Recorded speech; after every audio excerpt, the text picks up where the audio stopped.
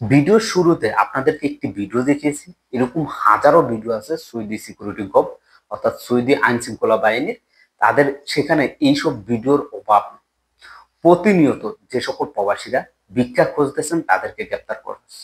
আমাদের অনেক প্রবাসী আছে, দেখি যে রাস্তাঘাটে, ভাই আমি অনেকদিন যাবত কাজ করতে পারি না, হাতে সমস্যা, পায়ে সমস্যা, অসুস্থ, আমাকে কিছু টাকা দেন। শুধু আমাদের বাংলাদেশে না, পাকিস্তানি, ইন্ডিয়ান, সকল দেশের নাগরিকরা।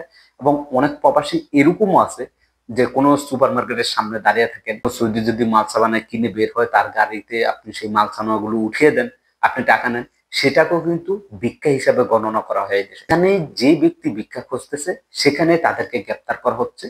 হয়তোবা তাদের আড়ালে অনেক জায়গা হচ্ছে, আপনার চোখের সামনে হচ্ছে, আমার চোখের সামনে হচ্ছে, কিন্তু অ্যাভেলেবল হচ্ছে, সবাইকে গ্রেপ্তার করা হচ্ছে। প্রতিনিয়ত, প্রতিদিন 10 জন 12 জন করে এরকম গ্রেপ্তার হচ্ছে যারা ভিক্ষা খুঁজতেছে সৌদি আরবে।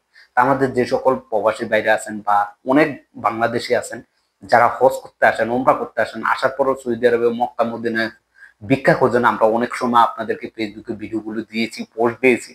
তো এইগুলো থেকে একটু সাবধানতা অবলম্বন করবেন। এবার আসা যাক সৌদি আরবের সময় কি। গতকালকে ভিডিওতে আপনাদেরকে বলেছিলাম যে বৈধ থাকা সত্ত্বেও প্রায় 13,071 জন প্রবাসী গ্রেপ্তার করা হয়েছে। এই শ্রম আইনগুলো লঙ্ঘন করার কারণে এই 13,071 জন প্রবাসীকে গ্রেপ্তার করা হয়েছে। এখন এই 13,000 প্রবাসী কি এরকম আইন অমান্য করছে দেখেন।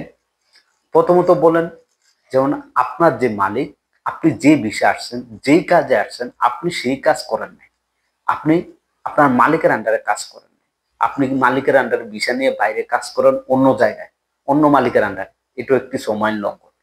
বা আপনার মালিকের কাজ না করে আপনি অন্যের কাজ করেন, আসছেন মালিকের আন্ডারে, এটাও একটি সময় লঙ্ঘন। এছাড়া সৌদি সরকারের কিছু নিয়ম আছে যেগুলো যদি বলি অনেকে বলবেন যে ভাই অদ্ভুত, এগুলো কি বলে। এটাই বাস্তব। সাধারণত ফানের যে ফিসকি গুলো আছে, যেগুলো আপনারা রাস্তাঘাটে বলেন, এগুলো ফালাইলেও কিন্তু 500 রিয়াল জরিমানা হয়। এখন অনেকে আমাকে গালি দিন, খোঁজ নিয়ে দেখেন। তারপর হচ্ছে সৌদি সরকারের সময় নির্ধারিত এরকম আরেকটা পরে যে কারেন্টের তার, রাস্তাঘাটে যে তারগুলো পড়ে থাকে বা সেই তারগুলো চুরি করা, বা রাস্তাঘাটে যে ল্যাম্প পোস্ট গুলো থাকে সেগুলো লাইট চুরি করে নিয়ে যাওয়া, তারগুলো চুরি করে নিয়ে যাওয়া বা সেগুলো নষ্ট করা। সৌদি সরকারের এরকম কোনো স্থাপনা গুলো আছে যেগুলোকে নষ্ট করা যাবে না, এগুলো শ্রম আইনের মধ্যে পড়ে। শ্রম আইনের কোনো শেষ নেই, অনেক ধরনের শ্রম আইন আছে যে আইনগুলো অমান্য করলে আপনাকে গ্রেপ্তার করা হবে। এবং সেটা যদি তাদের নজরে পড়ে, অনেকেই আছেন, অনেকেই ভিডিওতে বলেন যে আমি আজকে এত বছর ধরে আমি এই করে ফেলছি, ওই করে ফেলছি, আমাকে ধরে না, ফালতুবাজি করে বাপ মা তুলে গালি দেন। পড়েন নাই তো পড়বেন, আল্লাহ হয়তো বা আপনার নসিবটা ভালো রাখছে যার কারণে আপনি পড়েন নাই। কোনো একদিন পড়বেন, তখন বুঝবেন যে এই বাইরে এত কষ্ট করে ভিডিও তৈরি করে আমাদেরকে জানিয়েছে, হয়তো বা আমরা সতর্ক হই না, তখন বুঝবেন, এর আগে বুঝবেন না। হাজার হাজার প্রবাসী ভাই বুঝতেছে, বর্তমানে বাংলাদেশ থেকে আসে, আসার পর দেখেন 2 দিন পর পর শুনেন যে বাংলাদেশের টিভি চ্যানেলগুলোতে আপনারা খবর দেখেন, বা আমরা আপনাদেরকে বলি অমুক মাসে অমুক তারিখে 80 জন, অমুক তারিখে 90 জন, অমুক তারিখে 100 জন, অমুক তারিখে 110 জন, এরকম করে কিন্তু বাংলাদেশে পাঠিয়ে দিচ্ছে।